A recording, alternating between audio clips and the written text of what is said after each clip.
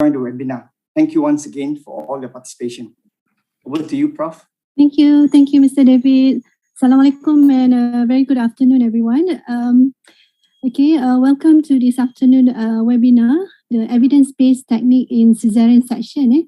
It's Saturday afternoon, and I must congratulate all of you that are with us today. I'm sorry that we have to take you away from your family time.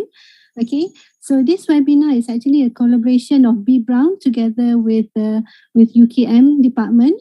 Okay, this is actually our second collaboration for this year. The first actually was held several months ago, and it actually involved the South Asian country. The response that we got was overwhelming, to the extent that we wanted to proceed furthermore. Unfortunately, from that webinar, we found that not many of our countrymen or country ladies were able to attend because the timing was during the weekdays, and it was probably with the COVID thingy and everything, everyone was busy at that time. So hence we decided to have another one, but this time around we added an additional topic which we thought that is important for all of you to know. So today we actually have we have two topics. One is on the technique of cesarean section, and the second speaker will talk about the surgical management on how we deal with postpartum hemorrhage. Okay, without further ado, I'd like to introduce our first speaker. Our first speaker is Prof. Nimala. She did her undergrad and postgrad both in UKM.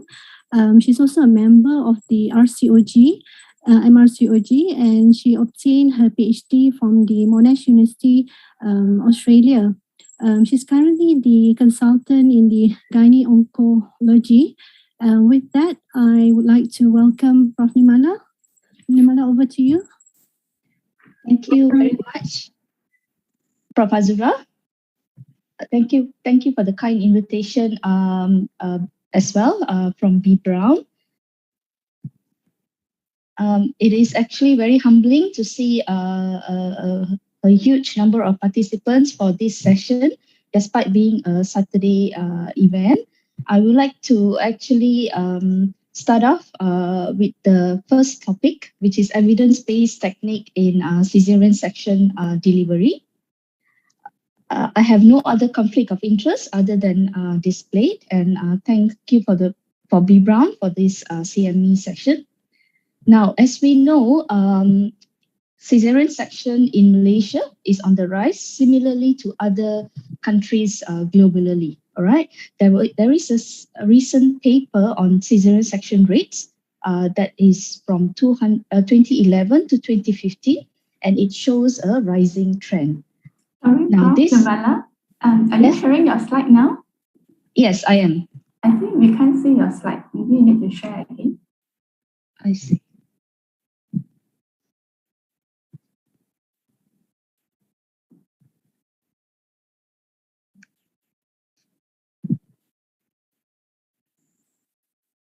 Okay, can see. Hi, sorry about that. Okay, I'll restart again.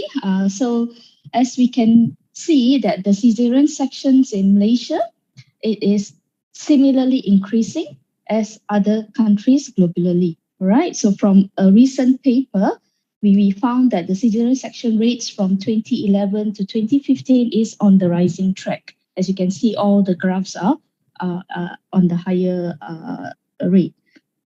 Now, this change is actually quite alarming because traditionally we used to have 10 to 15% of cesarean rate, and now it's 1 in every 5 deliveries by cesarean section rate. So it is time that we actually have a change in policy and training to create a uniform standard way of managing cesarean section. Now, why is that important? Because standardization has been studied in over 1,000 RCTs so far, and we found that it actually improves safety, efficiency, and effectiveness of the procedure itself. And being a trainee in ONG, when you're entering a program as a junior doctor, having a consistent form or uniform standard way of doing a cesarean delivery makes teaching much easier, as well as assessment of the method of cesarean delivery becomes measurable. And you can actually compare your cesarean delivery technique across the hospital. Now, the most important reason why there needs to be a standardization of cesarean delivery is it actually improves clinical outcome. So a meta-analysis done by Dalke et al. Shows that when you combine a few steps in your cesarean section, for example, giving a preoperative antibiotic prophylaxis, preparing the vagina or cleansing the vagina preoperatively, and doing a spontaneous removal of placenta, actually reduces the surgical site infection by 50%. Now, the most commonest guideline that's available to be used for cesarean birth is NICE guideline. So most of my talk will be based on NICE guidelines and some RCTs. Now, we have to remember guidelines are just guidelines. It is not mandatory to apply the recommendation. Guidelines doesn't override the responsibility of the surgeon to make decision appropriate to your circumstances of your patient. All right. So we should actually take guidelines, include techniques with high quality that demonstrates benefit to the patient, and omit techniques if the high quality evidence says otherwise. Now, before I carry on with my talk this evening, I would like to know from my audience, what are your cesarean delivery techniques preference? All right. This is not a test. There is no right and wrong answer. But if you can actually do key in your answers, it'll be good to assess what is our practice like. So the first question is, what is your surgical approach choice? So it's a single choice answer. So whether it's a Phenestyl, Joel Cohen, modified Miscaf-Ladakh, or you're unsure, right? Next question will be, will you perform bladder flap routinely in cesarean section? Whether it's a yes or no. Bladder flap means you are actually dissecting the utero-vesical fold, the UV fold, prior to uterine incision. Third question, will you routinely exteriorize the uterus to perform uterine repair? So whether it's yes or no. And how do you perform uterine closure? Is it a double layer closure or a single layer closure? And lastly, whether do you perform peritoneal closure? Yes or no? So you can actually start doing the polling while I continue with my talk.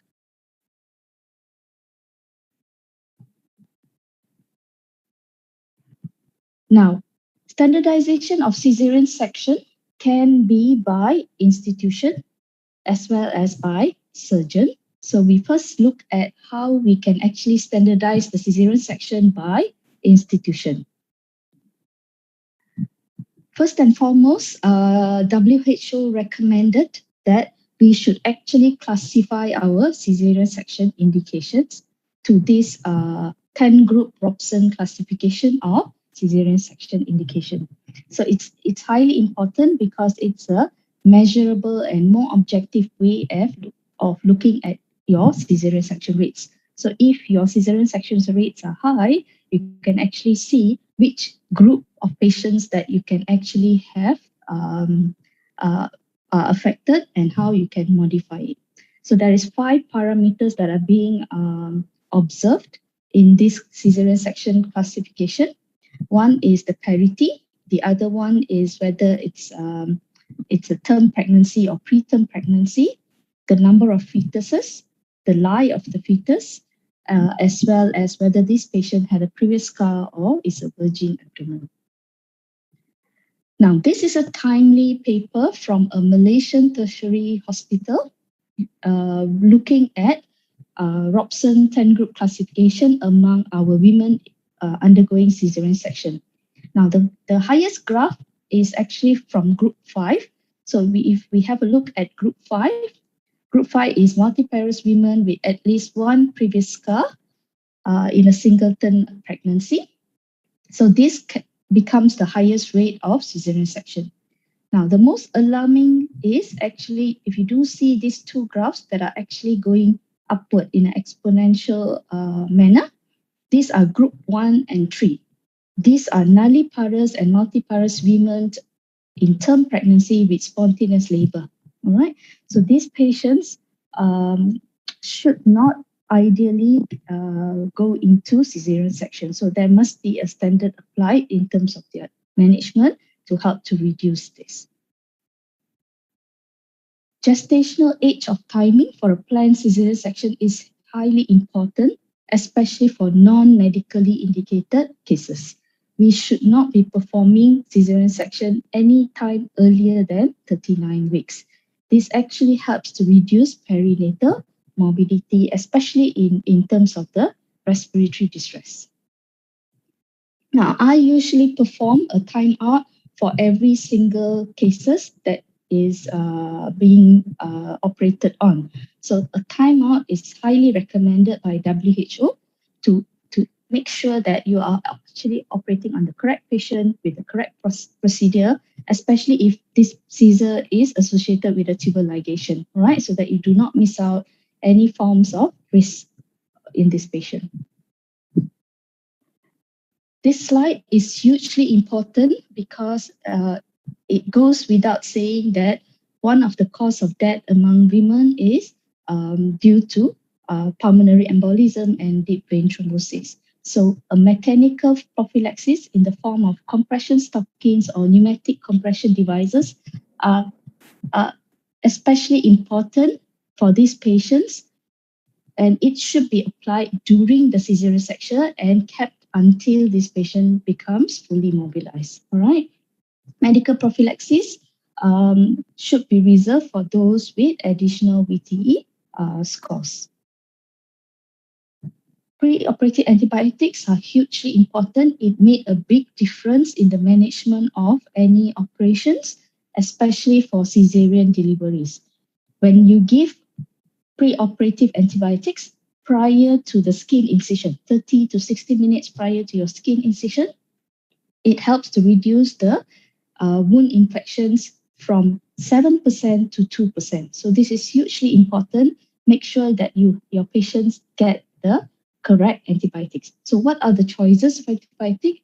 It should be something broad spectrum. I have gone and looked at our national guidelines for antibiotics, and our preference is actually a first generation cephalosporin, being cefazolin. If you do not have that in your hospital, alternatives are Unasyn. Now, in patients with ruptured membranes, it is important that you have an additional of azithromycin or extra coverage for anaerobe form of bacterial infection. Hair removal. WHO recommends that hair should not be removed, but if it at all necessary, please use a clipper. Shaving is strongly discouraged. So shaving has been associated with 2 times risk of surgical site infection. So we should not be removing hair routinely. Now for abdominal screen preparation, all right, many of us are used to using povidone iodine, but the latest guidelines or updates are it's recommended to use alcohol-based chlorhexidine gluconate, the pink solution, all right, that you can find in your operation room. So if you use this, it actually helps to reduce the bacterial growth as well as surgical site infection. And the RR is 0.59, which is protective, right? But a warning or a caution, when you are using chlorhexidine-based alcohol, you have to ensure that it is dry before you actually start dripping. So allow at least 3 minutes prior to dripping because it can cause burn injuries. This is actually a new update, vagina cleansing prior to a C-section, especially in women in labor and those with ruptured membrane. And if you use a chlorhexidine base compared to a povidone iodine, it helps to reduce overall wound infections as well as endometritis. So this is something that is easy to be done while you are inserting the bladder catheter. You can quickly use the swab on stick immerse with some chlorhexidine and do a 30-second cleansing. It is recommended that we should drain the bladder, okay? Use a urinary catheter to drain the bladder prior to C-sections, because this is to avoid any form of over-distension of bladder that can increase the risk of bladder injury. However, it is hugely important that you remove the catheter as soon as this woman starts ambulating, right? Caution in patients that you have given epidural, so not sooner than 12 hours from the last epidural dose. I usually love to put my patients on a lateral tilt because this gives some pressure away from your aortic cable compression, which can lead to maternal hypotension as well as fetal hypoxia. So it's a 10 to 15 degrees tilt towards the left side. And we do come across this kind of cases in OT, and we do not have any difficulty in terms of doing the Caesar. Now, we will move on to what are the standardization of cesarean sections by surgeon. Before that, we will have a look at your poll answers to see what are your preference, your technique of preference. Right. So for the first question, what is your surgical approach choices? So many of y'all loved Penasteel cesarean technique. 20% preferred a Joel Cohen, and 11% are unsure. All right. Probably unsure because I haven't introduced to you what are the surgical approach, which I will do soon. Okay. Will you perform bladder flap routinely? 73% said yes. Okay. We'll have a look. What is the evidence? Will you routinely exteriorize the uterus to perform uterine repair? 73% says no. That's good. Question number 4, how do you perform uterine closure? So 95% of us prefer a double layer closure, but does the evidence say or agree to that? We will have a look. Do you perform peritoneal closure? So this is actually in between answer. So it's slightly higher for yes, and 43% says no. Thank you very much for the poll. So we'll move on.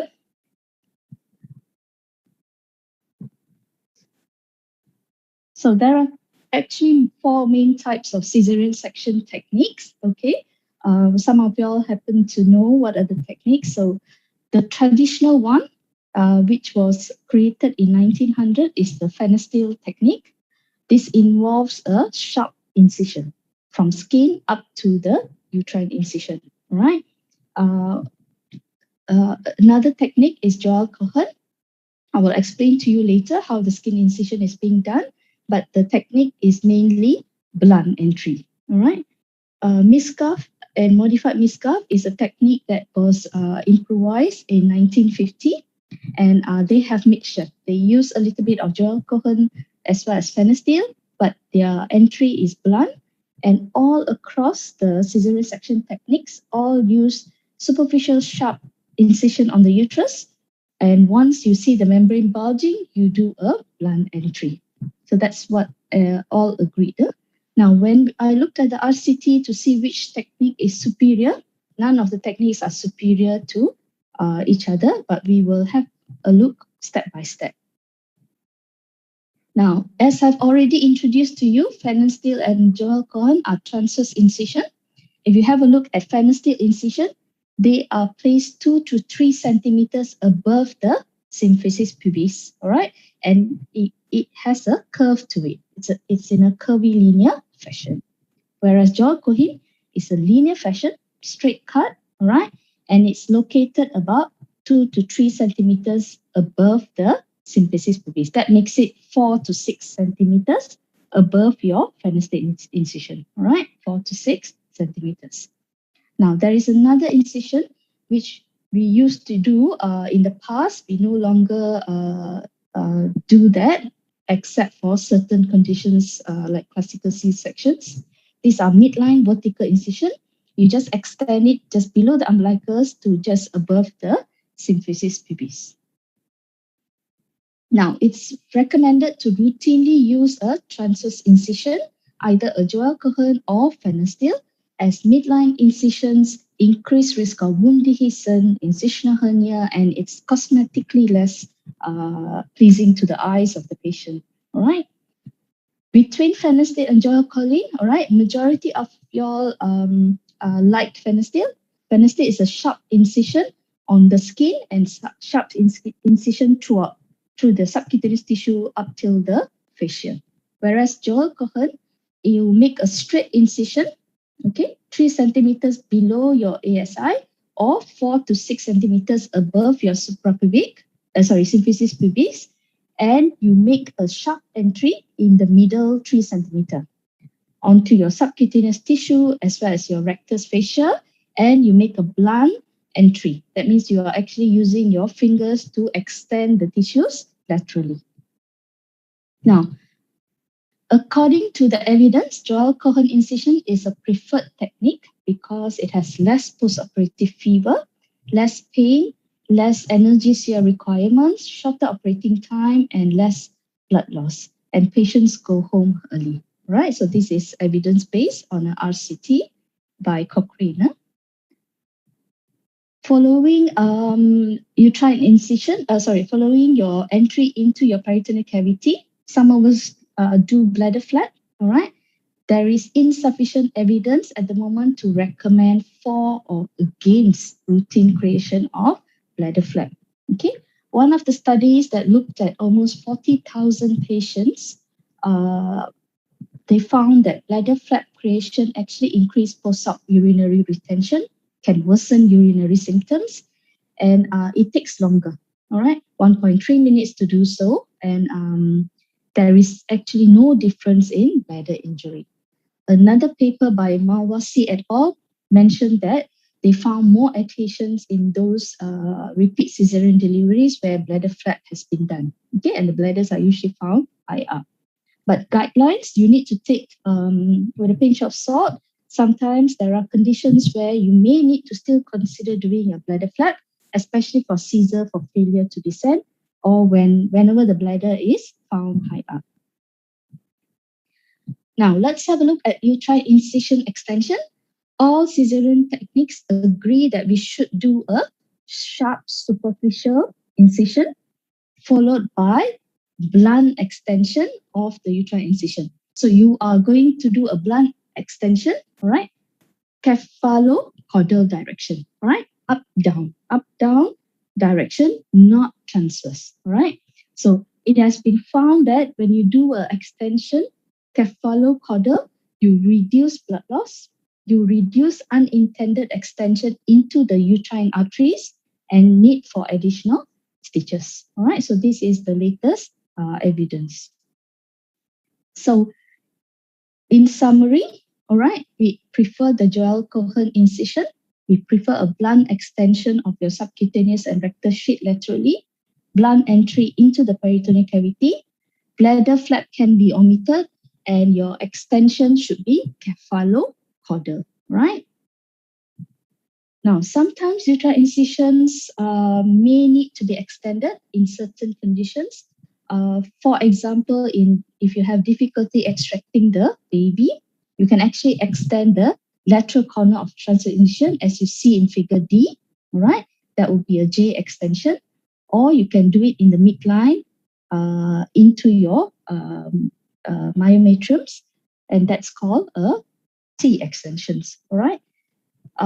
In some Caesars, like for example, failure to progress, if your lower segment is too thin out, edematous, you can actually do a higher transverse incision, all right?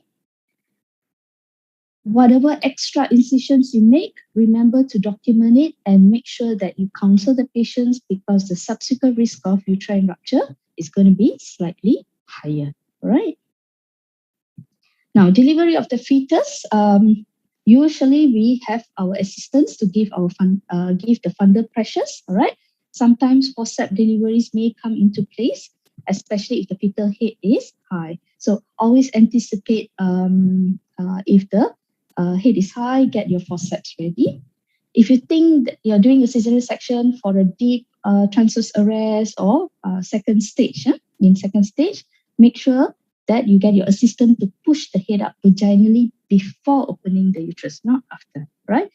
Because you will lose the suction effect if you push the head up after opening the uterus. Now, this is evidence-based, all right? We prefer a family-orientated cesarean section, all right? Always give the women a improved birth satisfaction rate by allowing her to visualize the baby. Okay, you can just simply lift up the baby and show the mother during the Caesar. You can actually cut the umbilical cord if the husband is present. Make sure that in a sterile manner, and you allow skin to skin for the mother to be taken place in the operating theatre itself. All right. Now, placenta delivery. Okay, placenta delivery should not be any different from that of a vaginal delivery. We both NICE and WHO recommends gentle cord traction, all right? Because manually removing the placenta increases endometritis, blood loss, and longer hospital stay. Now, most of y'all do not exteriorize the uterus, so that's very good, all right? So NICE recommends intraperitoneal repair of uterus, all right? There is insufficient evidence to recommend for or against routine exteriorization, right?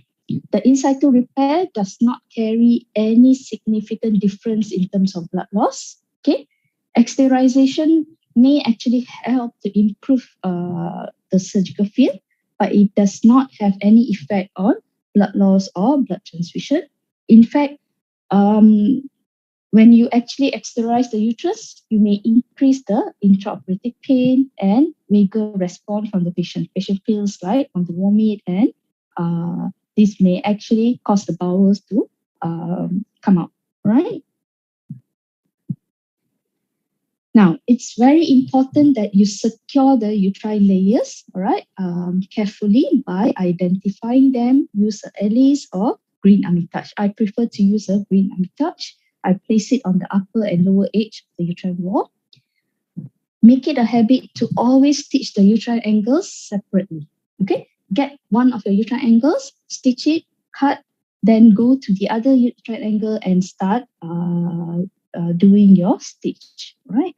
And make sure it's not too widely placed, as will result in bulky pedicle, right? And your subsequent suturing should not go beyond your uterine angle to reduce risk of uterine artery hemorrhage or hematoma. Now, most of us regularly wipe the uterus. Okay, this is shown to be not necessary. It's not going to have any effect on endometritis or wound infection. If you do see a placental tissue or membrane, we remove it. Otherwise, to avoid wiping the uterus. We also avoid intraperitoneal irrigation as it increases post-op nausea and vomiting. And there is no need to actually open the cervix because it doesn't have any effect on infection rate or blood loss. Now, let's have a look at cesarean section delivery repairs. The suture choices, okay. I'll just briefly run through the suture choices. We prefer a monofilament over a multifilament, all right. Monofilaments are usually have no advantage in terms of wound healing compared to a multifilament. So it's not too bad, right? But if you have a monofilament, it actually helps reduce microtrauma as you're passing through the tissues. It induces less inflammatory response. The knots are much smaller. In a multifilament, the knots are much bigger. This actually creates a nidus for bacterial infection. Okay, and multifilaments also have higher capillarity. All right, that means the bacterial infections can actually get spread throughout your wound. All right, so preferred monofilament. If you do not have, don't worry. Always use a multifilament. Now, what about the chemical content of the sutures? When we compare a polyglycine to a polyglycolic acid, all right? Polyglycolic acid produces more intense inflammatory reaction, and the suture material actually persists longer. All right. So check your suture materials. If you do have a polyglycol, use it compared to the other type. Okay. And I will go along and show you what suture choices to be used for your repair. Now, this is the 4 different types of cesarean techniques. Okay. Now, how do they actually advocate closures? Now, most of them for uterine closure prefers a single layer. All right, single layer suturing. Some close peritoneum, some do not. For fascia, they all of them close, but some are in interrupted manner, some continuous. All of them do not suture the subcutaneous layer. The skin, most of them are using continuous technique. Now let's see what the new evidence say. Now this is an important trial. It's a Coronis trial involving almost 15,000 women undergoing cesarean delivery. Now they chose 19 sites where they actually looked at 3 to 5 parameters of the interventions during cesarean section. Most of these sites are in the low and middle income countries. Okay, they found that when you close the uterus using a single layer, there is no difference in substantive outcomes. All right, and when you do not close the peritoneum, they found that they have less post-operative fever. Okay, now let's look at more evidence. For uterine layer repair, okay, a Cochrane study looking at 10 RCTs found that single layer closure actually decreased OT time by 6 minutes. You use less sutures, less scar defects detected by ultrasound at 3 months, less blood loss, and less pain. Okay, and this is actually a statement from the Coronis trial, which I've actually explained before. There is no difference in outcome of major maternal morbidities, short-term morbidities, as well as long-term morbidities. But you have to remember this trial only looked at women at 3-year follow-up. Okay, they only looked at women who had a repeat cesarean section, and these scars are not clinically tested. What I mean is they are not tested in trial of labor. Right? Now let's look at a new paper that is actually looking at single versus double layer closure. This is a Netherlands paper, 2-close study, and multi-center RCT. They found at short term, okay, there is no superiority in double layer closure, okay, in terms of post-op outcome, sonographic outcome, or menstrual outcome. Now, a little interesting about their methodology. So they are using single layer in a non-locking continuous manner. Their double layer is also non-locking continuous manner, incorporating both layers and including the endometrial layer. So it's full thickness, all right? And when they do the second layer, it's a continuous running suture, imbricating the first layer. So that's first layer, right? And that's indicating second layer, right? Now, the long-term outcome of this study are still ongoing, all right? So wait for reports to actually see whether we need to change our practice, okay? Between continuous and locking, all right? Let's look at other evidence, all right, to convince ourselves. So continuous decrease OT time and blood loss. So I will keep to doing continuous repair for my uterine layer. What about locking? It is found that when you lock a suture, okay, this is a single layer lock suture, it increases in higher risk of uterine rupture up to almost 4.96 times. All right, that is close to 5 times. All right, so that's really very high. Okay, and when you actually do not lock, it is not associated with higher risk compared to a double layer closure. Okay, so unlock has actually been seen sonographically to induce less damage to the myometrium and less thinning of the scar. Okay, and some papers have actually emphasized on double layer closure as the full thickness remains. So if you can see the ultrasound picture, you can see that the full thickness of the layers remains at 6 weeks postpartum. Okay, now this is getting a little bit confusing. Is it going to be single layer or double layer, right? A few RCTs have also looked at double versus single layer, and most of them favor a double layer approach, right? When we look at long-term clinical outcomes, there are differing results, but what's alarming in patients who had single layer closure, and this women actually goes into 4 to 6-fold increase in uterine rupture, right? So what are the consensus? The consensus would be to be safe, all right? So we recommend closure of double layer, okay, for those patients who still have not completed the family and are going to embark in subsequent deliveries, all right?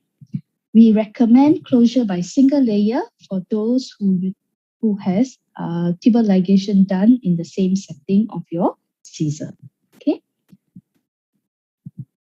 Sutures, okay, as I mentioned, you can use an absorbable monofilament preferred compared to a braided suture. The length should be at least 90 centimeter. And you have to make sure that your suture material holds a 50% tensile strength by 2 to 3 weeks. So you allow healing by 2 to 3 weeks. Now, in some women, for example, those with poor wound healing or higher risk of surgical site infections, consider antibiotic-coated sutures. Now, this is a uterine layer repair for a classical C-section. I usually do a 3-layer uterine repair.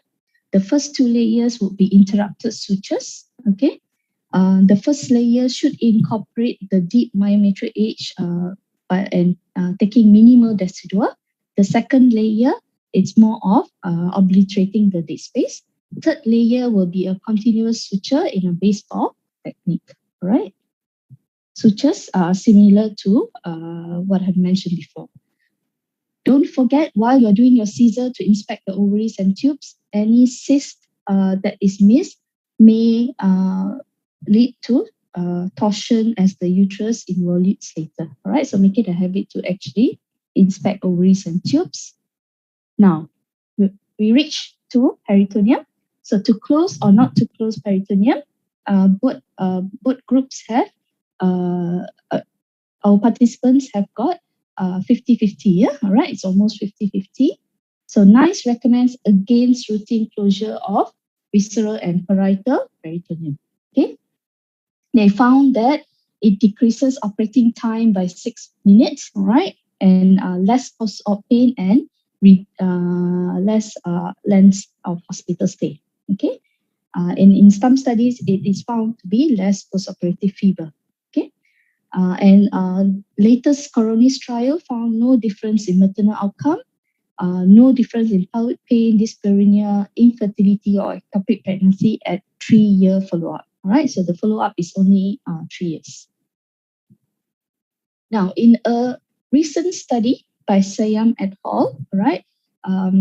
So he is an infertility expert who had been doing laparoscopy for patients who had secondary subfertility following a cesarean section, right? So only one cesarean delivery, subsequently secondary subfertility.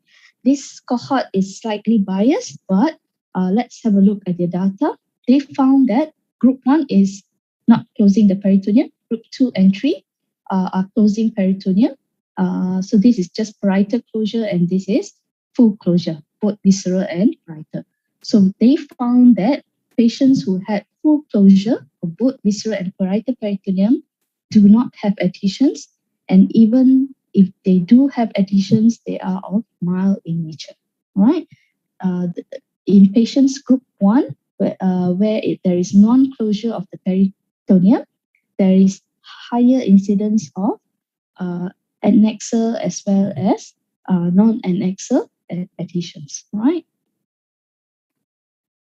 So with this, I would leave it to the preference of the surgeon, right? I honestly love to close the peritoneums, right? The increase in 6 minutes in operating time, right? Is understandable, right? But if there are still data showing there is increased risk of adhesions, we actually have 3 meta-analyses in the European journals saying there's increase in adhesions in the non-closure groups. I would still prefer to close the peritoneum until further data emerge. Now, for facial closure, this is a non-ops RCT on a vertical abdominal incision. All right, it is recommended to do short interval of facial closures, 5 millimeter by 5 millimeter versus a 1 centimeter by 1 centimeter. It should be done in a continuous, non-locking manner. All right, this actually significantly reduce incisional hernia. Type of sutures, we can use a delayed absorbable monofilament sutures, all right, which can hold the tensile strand up to at least 2 months on average. All right, you can consider non-absorbable monofilaments in those with high risk factor for wound breakdown. Now, what about subcutaneous tissue closure? All right, it is not recommended for subcutaneous tissue closure, as you have seen in other cesarean, in the previous cesarean techniques, the 4 different types. However, a study done by Anderson published in Cochrane recommended closure of subcutaneous tissue when the depth is 2 centimeters and more. Okay. Of course, you have an additional 2.5 minutes of your OT time, but it helps to reduce wound complications by 30%. So you notice less hematoma, less seroma, less infection. Okay. We do not routinely recommend drain placement in the subcutaneous tissues. All right. Skin closure. All right. A study done by McKean et al. Looking at almost 3,000 women recommends highly subcuticular sutures compared to stapler. All right. Okay. So the suture type is preferred to be 3O plain absorbable monofilament, or if you do not have a monofilament, a braided one. All right. This performing a subcuticular suture compared to stapler actually helps with less wound complication, less wound separation, and better cosmosis and satisfaction for the patient. Okay. Alternatively, we can actually use glue. All right. Glues are available for closure of cesarean section scar. This actually decrease OT time to up to, you only need 1 minute to do the wound closure, right? And it has been mentioned that you only need 1 layer despite having a thick subcutaneous layer, right? But the studies, the number of patients that has been studied is small, right? And this is cost effective as well as effective against bacterial exposure, right? So this is another alternative. So in summary, what does the guideline-based practice? Okay, what works are chlorhexidine abdominal prep and vaginal prep prior to your cesarean section. Okay, prophylactic antibiotics 30 minutes prior to your skin incision, bladder catheterization, and make sure you remove it early. All right. A Johal-Cohen skin incision is preferred. Blunt extension of uterine incision in cephalocaudal direction is the preferred choice. Spontaneous placental removal. We prefer a non-exteriorization of the uterus. Facial closure is important, 5 millimeter by 5 millimeter, and we prefer a subcuticular skin suture. So now what varies? We still need evidence for double versus single layer uterine repair. At the moment, I would stick to double layer uterine repair. Peritoneal closures, we still need more evidence to say that it actually doesn't cause adhesion. At the moment, I'm sticking to closing peritoneal closure. All right. And subcutaneous closure, I will not do it unless it is more than 2 centimeters. Thank you.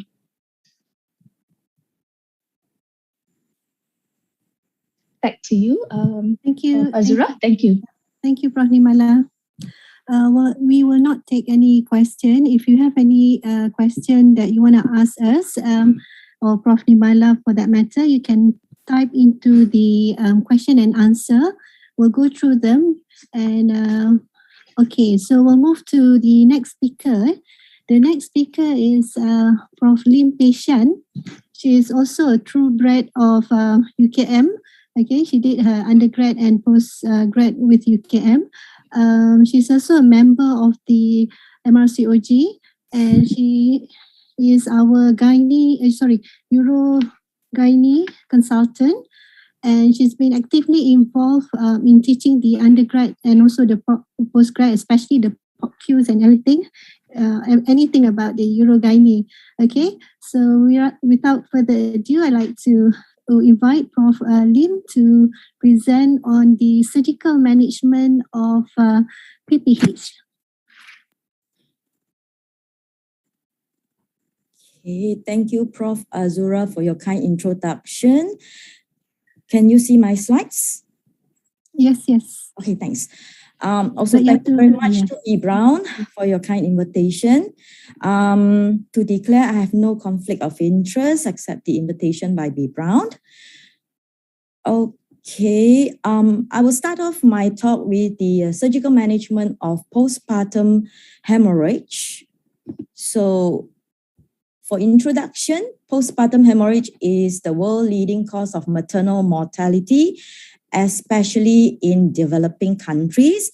And for many years, it has been the leading cause of maternal mortality in Malaysia, although it has been taken over by medical disorder. But I'm sure for this year, it would be taken over by COVID-19 as well. So often, postpartum hemorrhage is unpredictable. It can happen in any cases, even you label it as a low-risk cases, primary gravida, term pregnancy, come in with spontaneous labor with no risk factor. They can end up with postpartum hemorrhage because of certain problem, for example, an extended injury or whatever.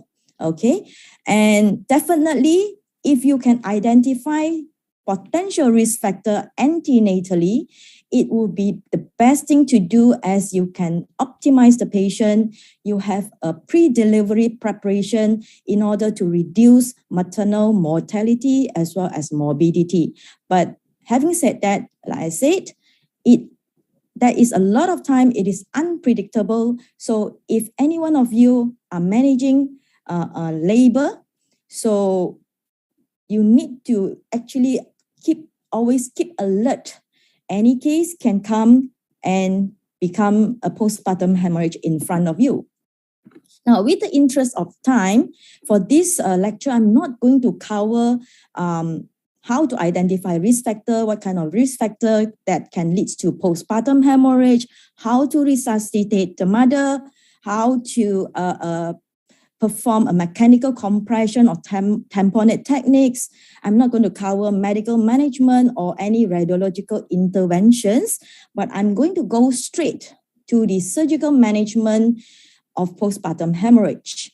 So basically, definitely we are going to surgical management when our medical or conservative measures fail, but do not advocate surgical management too late, because there's something we call golden hour. If you decide on surgical management too late, your patient might be in irreversible stage. Yeah, so whatever effort that you're going to do next will be zero. Okay, so what is the choice of surgical management that you are going to choose when there is a postpartum hemorrhage? Largely depends on what is the cause and where is the source of bleeding? How urgent to control the bleeding? Is it a slow oozing or is it a fast bleeding? What is the surgeon expertise? What kind of skills that you have? How fast that you can do that particular procedure when there is a massive bleeding happening, okay? And definitely, fertility concern would be the choice of you choosing a conservative surgical management or a more radical surgical management. So if fertility is a concern, definitely, or the bleeding is not too excessive until it's like going towards an irreversible state, you would preferred to go for uterine preservation procedure, which is definitely less morbidity in terms of complication rate, right? So you would have a choice of uterine compression suturing technique. You have a choice of uterine artery ligation, ovarian artery ligation, and internal iliac ligations, right? But if whatever uterine preservation procedures fail and fertility concern is no longer an indication, right? You might actually advocate a more radical surgery, either a subtotal or a total hysterectomy. Now, having said that, we know that postpartum hemorrhage most of the time is an emergency situation. It is very, very difficult to run a randomized control trial to decide which is better to which, okay? And that's the reason we have very, very limited data on meta-analysis in this surgical management.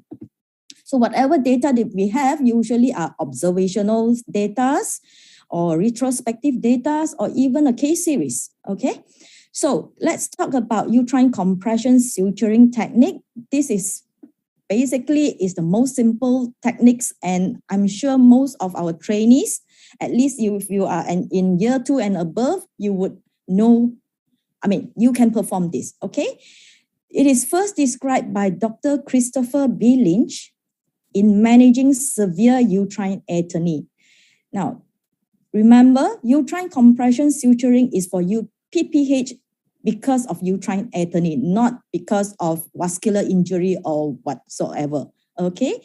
Now, after Dr. Christopher B. Lynch, there are another 2 modified methods which are commonly being performed as well, which is called Heyman technique and also Cho techniques, all right?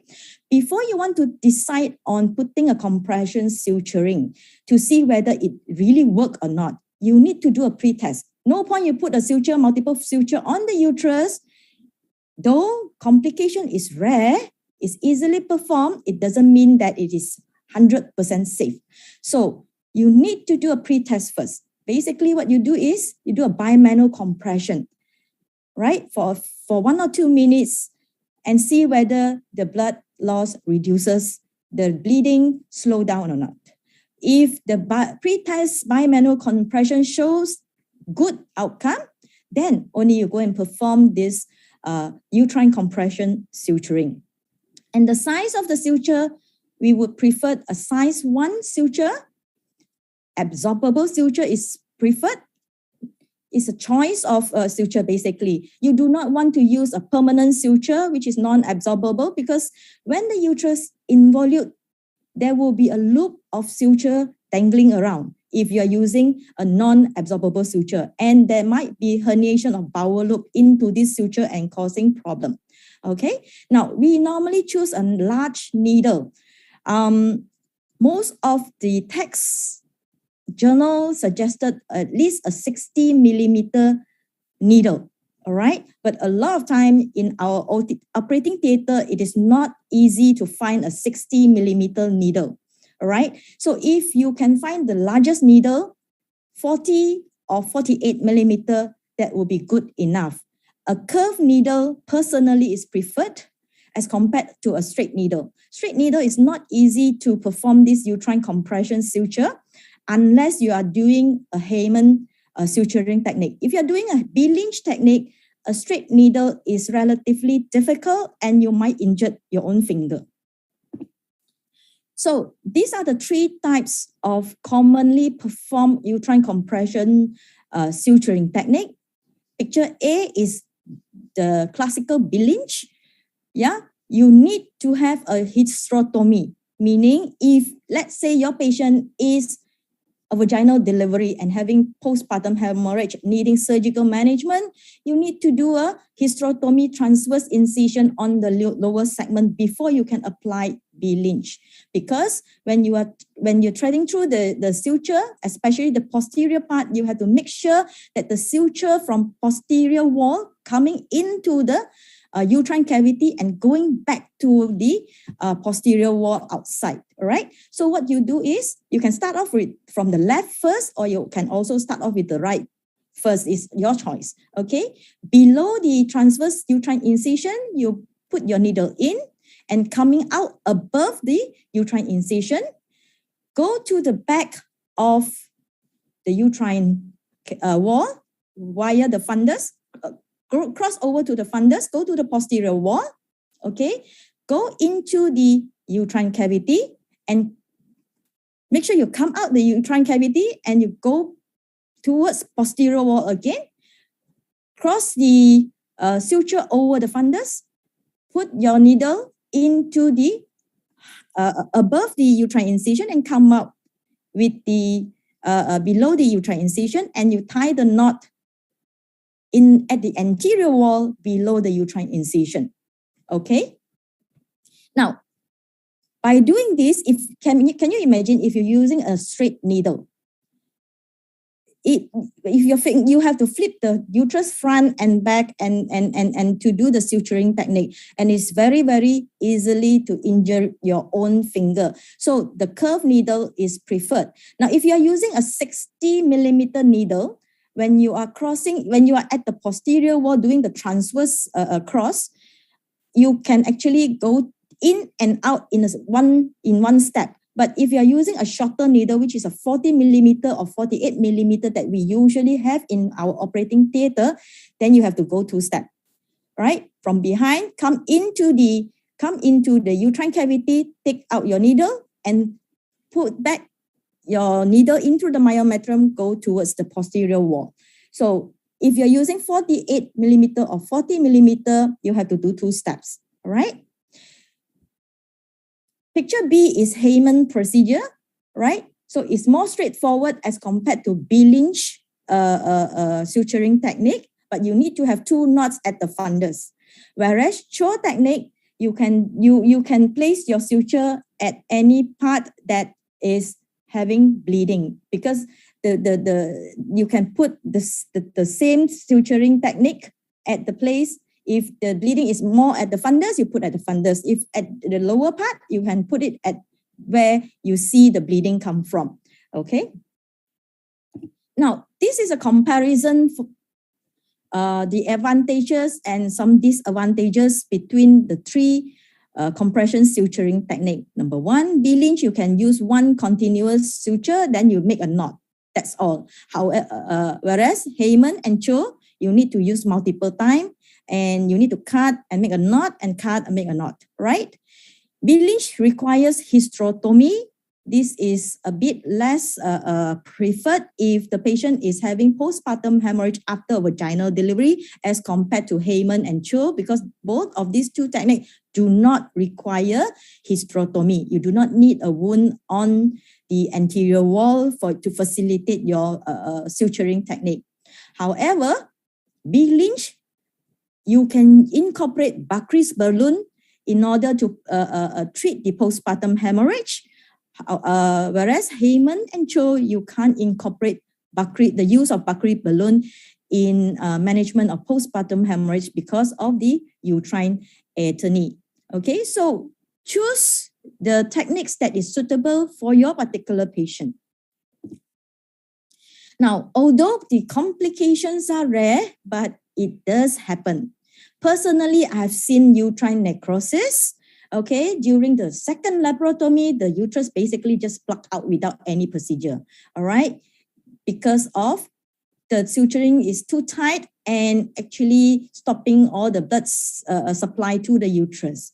All right, that can also cause unusual shape of the uterus because of thinning and scarring of the uterine wall due to the sutures. Although it's not that common, but it can lead to pyometra, hematometra, as well as endometritis. So what about future fertility after uterine compression suturing? Well, research is very, very limited, only case reports and case series. Both pregnancy after compression suture as well as subfertility has been reported.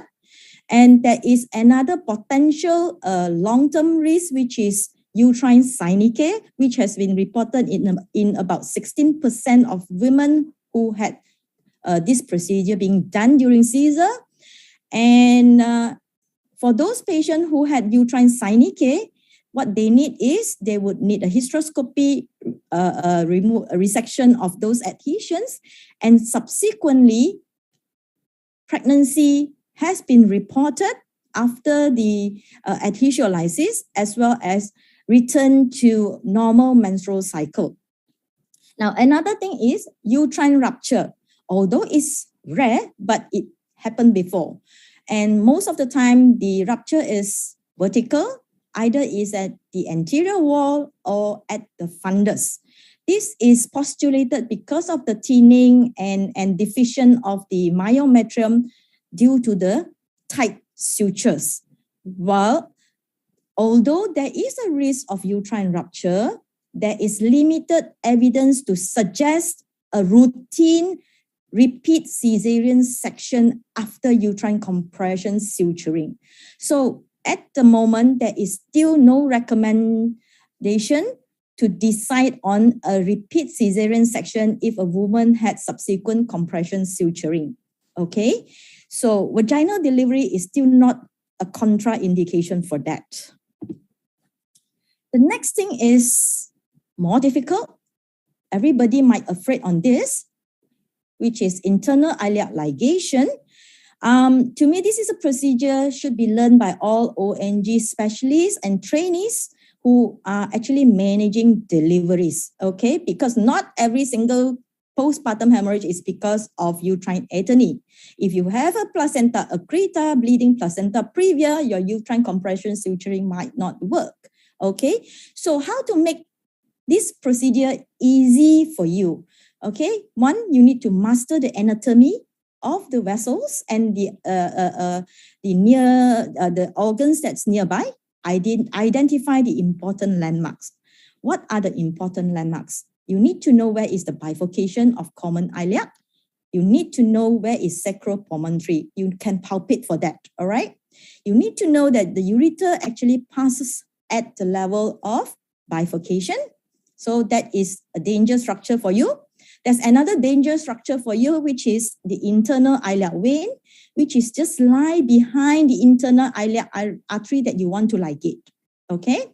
Now, before you start the procedure, ask your anesthetic colleague to position the patient in Trendelenburg position, preferably 20 to 30 degree, head down.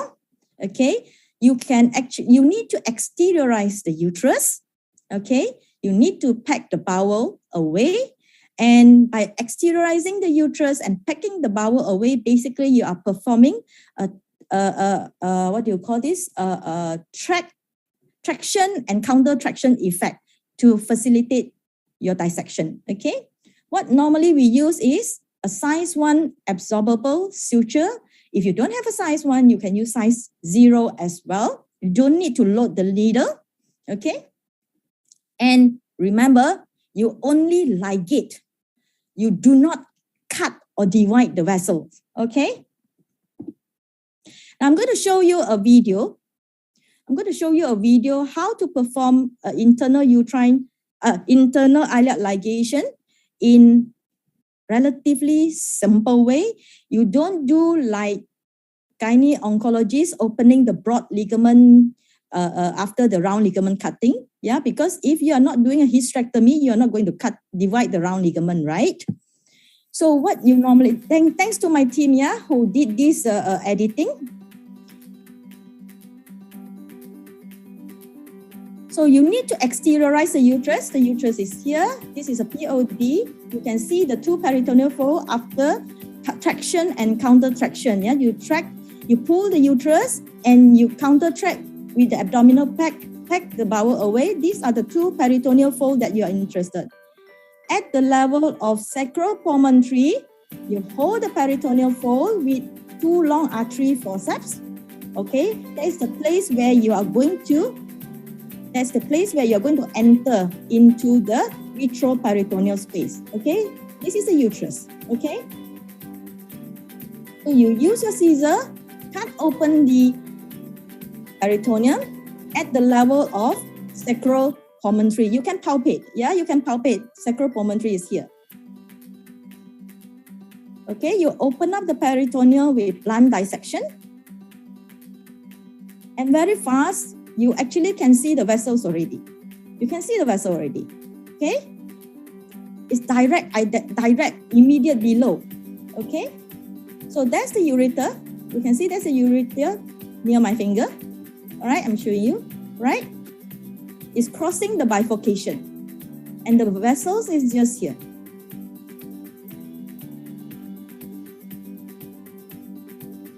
You can see by ureter crossing the bifurcation. That is the common ilia. That is the common ilia. Okay? External and internal. Okay?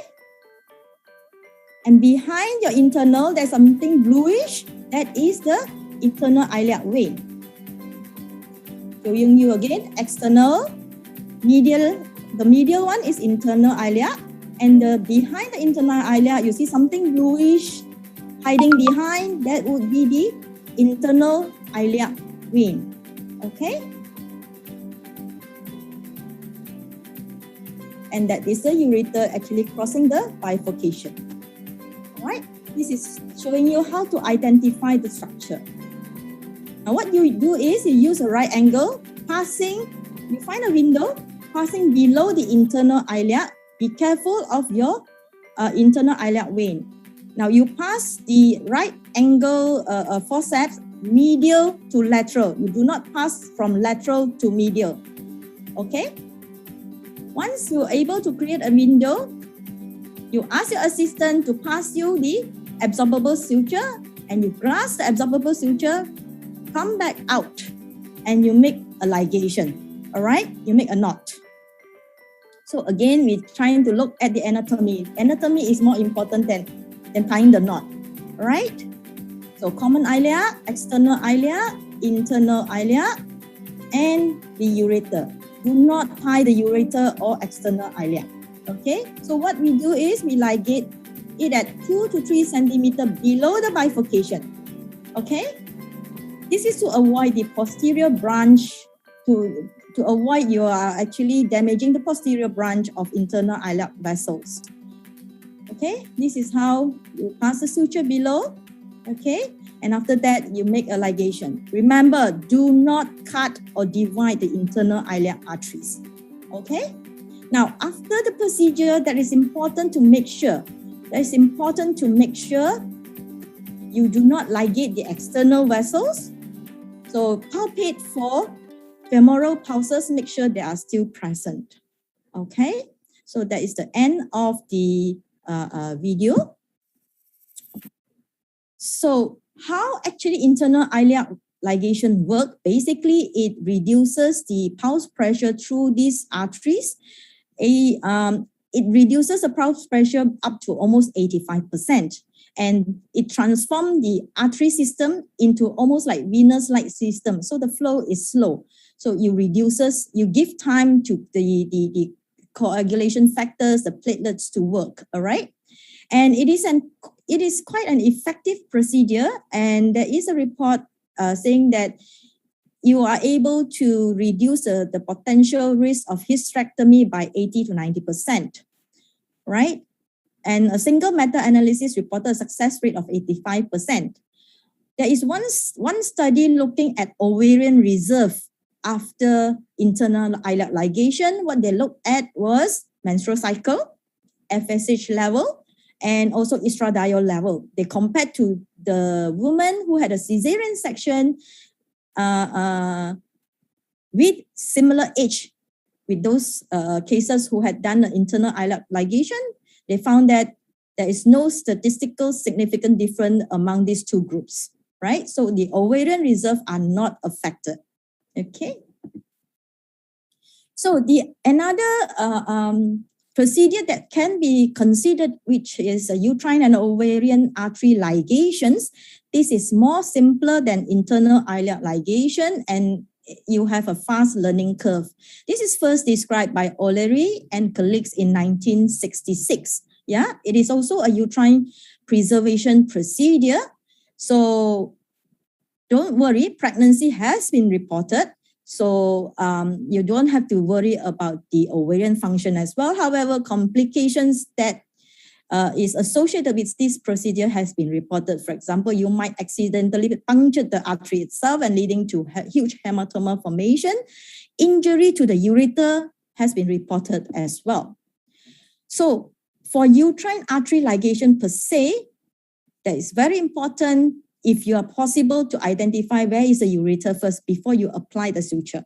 Okay, medial to the artery, you take the myometrium deep as well. At least 2 to 3 centimeter of myometrium should be included. You don't take a very superficial ligation, yeah?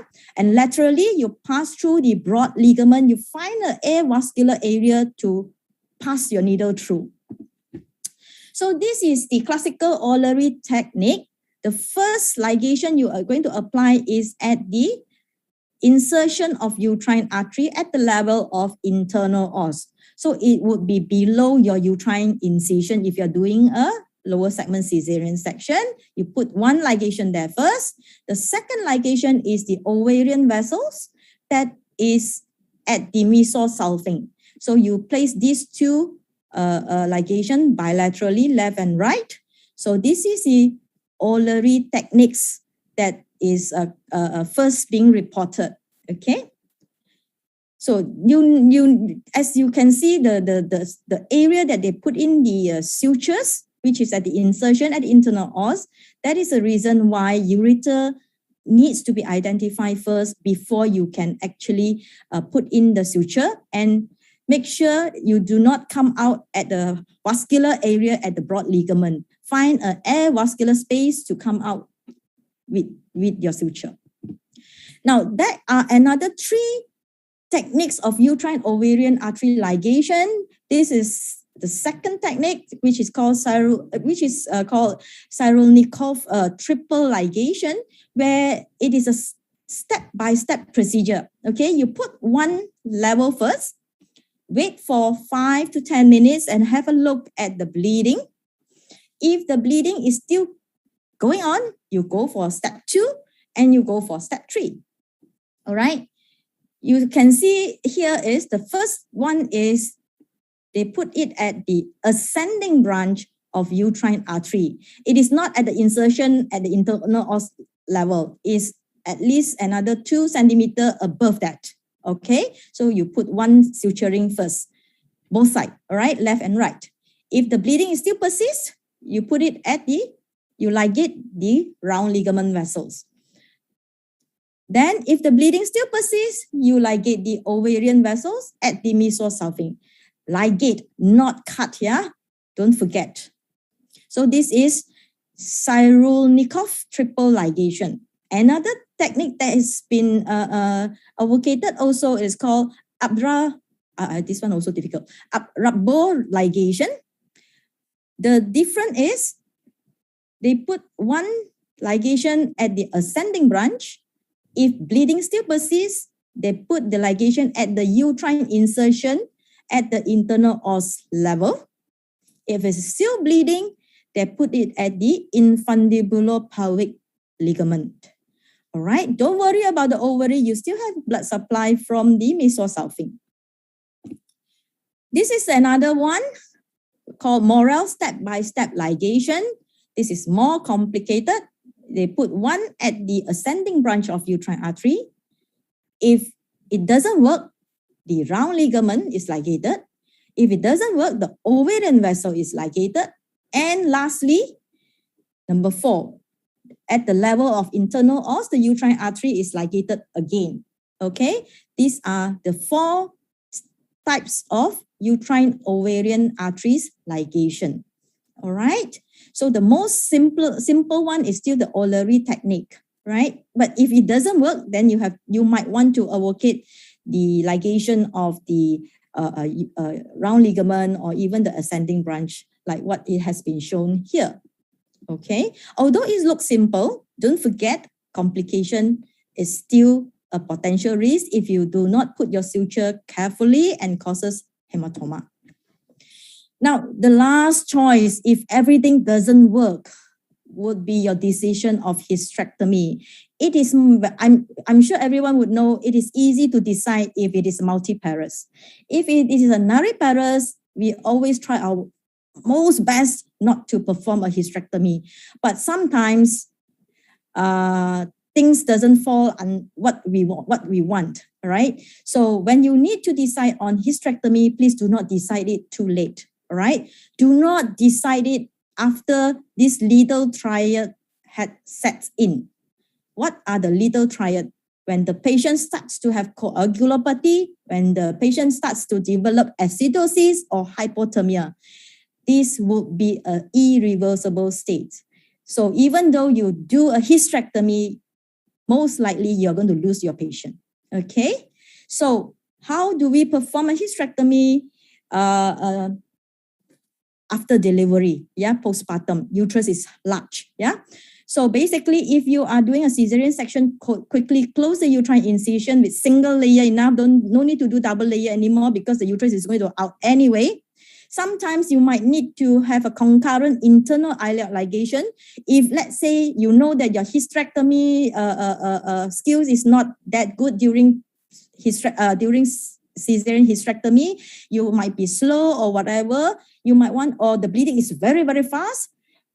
For example, a morbidly adherent placenta, you might want to put in an internal iliac ligation first to reduce the blood supply to the uterus while waiting for you to do your hysterectomy. Occasionally, you need that, all right? Now, personally, I don't perform hysterectomy like I normally perform hysterectomy for benign cases, like we do right side round ligament, left side round ligament, and open the UV fold, push down the bladder. I don't do that because when you are starting to ligate and divide your round ligament, that takes you another few minutes. The patient will bleed more, okay? Normally, the first pedicle that I do is bilateral ovarian pedicle here, okay? Right? I would actually clamp, ligate, cut the ovarian pedicle bilaterally first. This would actually reduces the blood flow by about 20 to 30% to the uterus. Okay, so that is the first place I put first. If you start to divide your round ligament, you open your broad ligament, you can always imagine during your cesarean section, this is an area where there is a lot of huge vessel. If you are not careful, you might puncture and injure the vessel and start another bleeding. Okay, so do not do this part first. That's my personal steps, yeah? So I do the ovarian pedicle first. Then only I go and ligate and divide the round ligament bilaterally, push down the bladder. Then only I go for the uterine vessels. And very, very, very important step is someone must, well, the uterus definitely is exteriorized, but always have a good traction. This will minimize your ureter injury when you are doing the uterine artery ligation at that point of time. Yeah, you need to have a good traction, pull the uterus out, high up as much as possible. And your bladder must be reflected away. Okay, this is normally how I do step by step. I don't start off with round ligament first. Now, there's another important thing is after whatever things that we have been doing, we are doing in a pool of blood, right? So sometimes we might want to stop the bleeding first and we've forgotten to check the important structures. So after we actually secured all the bleedings, it is important to check again the nearby structures. Do we cause any injury or not? Particularly the bladder, the ureters, right? And it is important to manage the critical situation. Although we need to restore whatever blood that is lost during the procedure, but we have to be careful we do not overload the patient. And because this kind of patient is easily being tipped over to pulmonary edema, all right? And we have to balance between the coagulopathy and the risk of venous thromboembolism. Yeah, this patient is at risk of venous thromboembolism not only because she is pregnant, she had a cesarean section. This is because of massive bleeding, and a lot of vascular injury. All right. So we might need to manage the hypothermia if it already sets in, and very important, prevent infection. Proper documentation as well is very, very important, right? And again, communication with the patient and the family after the procedure to relieve whatever anxiety that they are having. Okay, so with that, my conclusion is we definitely would need continuous skill training and simulation, right, in order to optimize patient safety and care. If we only see one, observe one, and wanted to do one, that will be not easy, especially when you are panicked and you're seeing the blood is pulling up very fast. Yeah. So do decide on surgical management within the golden hour. Do not delay your decision. Okay. Again, the choice of option definitely depending on the cause of bleeding, where is the bleeding, how urgent for you to control the bleeding, what is your expertise, what is your skill, and whether fertility is a concern. Now, again, hysterectomy, if you think that you need to do it, do not do it too late before the patient become an irreversible state. With that, I thank you. Thank you, Prof. Lim, for the excellent presentation. We'll take the question and answers a little bit after this. I think I will pass to Ms. Lena to present on behalf of the B. Brown.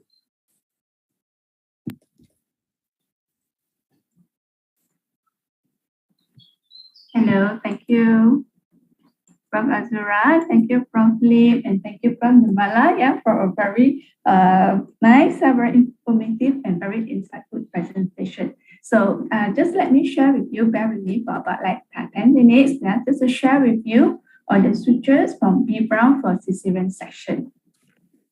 Okay, so as we know that for cesarean section is a procedure where the baby is delivered through the surgical incision made through the abdomen and the uterus. So now we need to close back, the uterus and the abdomen. So what are the sutures that we have on B. Brown? So for the uterine wall closure, as we also see on the poll earlier, that most of y'all will do a double layer suture technique. So for this, we will recommend you to use, for B. Brown, you can either use absorbable, braided midterm, Novocaine, or absorbable monofilament midterm suture like Monocaine. So the size for the uterine wall closures are usually the bigger size, at size 0 or size 1, with the big needle, half circle, round body, 40 mm, 43 mm, or 48 mm length of the needle, with the suture length of 90 cm. With a long suture length.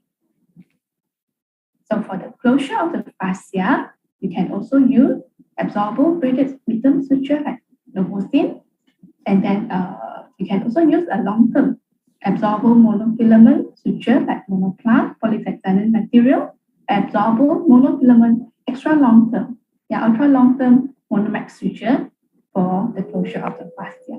So for the closure of fascia, also the USB size, the suture size will be size 1, and then the big needle, half circle, round body, 40 mm to 48 mm, and the length of the suture will also be the 90 cm.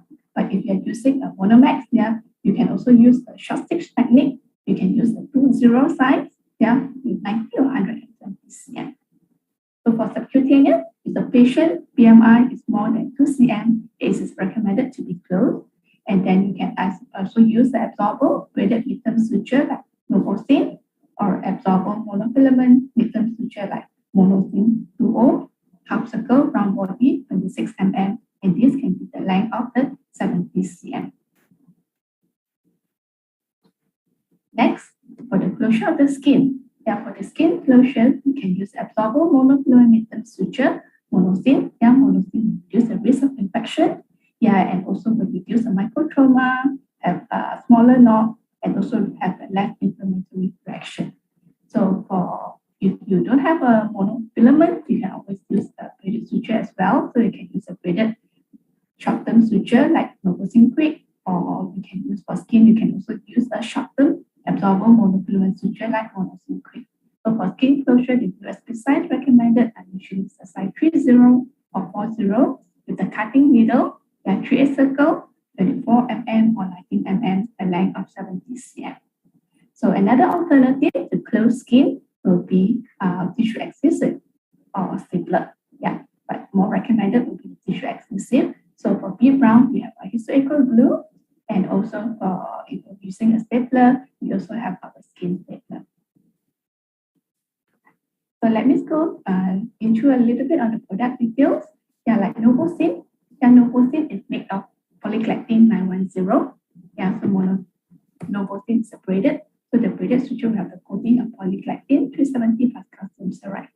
So the degradation for Novosin is 50% 21 days. That is 3 weeks, and it fully absorbed in 56 to 70 days. So this is mainly recommended for this indication for like muscle, fascia, subcutaneous, and the skin closure. So next, we have Novosin Quick. So by the name Quick, yeah, this is the short term of fast absorbable suture. So Novosin Quick also composition to polyglactin 910 is braided, is coated, and the size we have from USB 2 to USB 6.0. Degradation is 5 days, that is about 1 week, and fully absorbed mass absorption hydrolysis in 42 days. So Novosin Quick can be recommended for skin closure and also for episiotomy repair for perineum closure. So for perineum, you usually use the 2.0 half circle round body with the 37 length with 90 cm length of the suture. So next, we have the monofilament suture. So for monofilament suture, we have the monosin. The composition of monosin is triconic. The structure is monofilament. So all monofilaments do not need a coating. So here the degradation for monosin is at 14 days, 2 weeks. And then the mass absorption is 60 to 90 days. The indication for monosin are mainly for muscle, fascia, subcutaneous, and also for skin closure. So monofilament is monofilament, so it reduces the risk of infection. And also monosin have a little bit different composition. It's made of glyconate and a little bit elastic. So the knotting is actually very secure for monofilament suture. Next, we have Monosin Quick. So again, with the name Quick, it's a fast absorbable suture. So this one, degradation profile 50% is about 1 week, 6 to 7 days. And mass absorption is through hydrolysis, 56 days. The recommendation for use is mainly for skin closures, yeah, especially pediatric side would be very nice, yeah, Monosin Quick for skin closures and also for the episiotomy repair. Next here, we have under monofilament portfolio would be the Monoplast. Monoplast, the composition is polyhexanone material, structure is monofilament, and the degradation for 50% is about 1 month, 28 to 35 days, and then complete absorption is through hydrolysis, 180 to 210 days. So this one indication is mainly for fascia, especially for those who are slower in profile. Next, the last one will be our Monomax. Yeah, Monomax is a very unique suture, only available in B Brown. Yeah, the composition is polyphor hydroxybutyrate with monofilament, and this one we only have size USB size 1, USB size 0, and 2.0. Recommendation is only for the fascia closure. So the degradation 50% at 90 days, yeah, 3 months, and then complete absorption through hydrolysis is approximately 13 months, more than 1 year. Okay, so next, yeah, will be the histoacral. Yeah, I think most of you know histoacral, our tissue glue. Yeah, we have 2 types of the glue.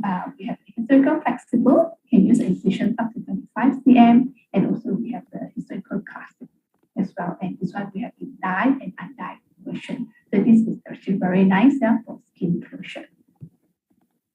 So in a summary, yeah, this is our B Brown suture portfolio. So we have the range of absorbable and non-absorbable. We have natural, like catgut is already been discontinued. So all the catgut suture can actually be replaced with the synthetic suture. Yeah, monofilament, short term is Monosin Quick, mid-term Monosin, long-term Monoplast, extra long-term Monomax, and now we also have our barb sutures called Quilt. And then it's a synthetic braided suture. We have the short term with the Novosin Quick, mid-term with the Novosin. And non-absorbable suture, yeah, I think most of you are quite familiar with like circle, braided, natural non-absorbable suture, and also the Defilon nylon suture, polyamide material, which is a monofilament synthetic non-absorbable suture. Besides that, we also have the Optilene, which is a propylene material, and Primicon, which is a polyester material. So that's the end. Yeah, thank you. Back to you, Prof. Azura. Thank you, Lina. All right, I hope you guys enjoy the session. Before that, just want to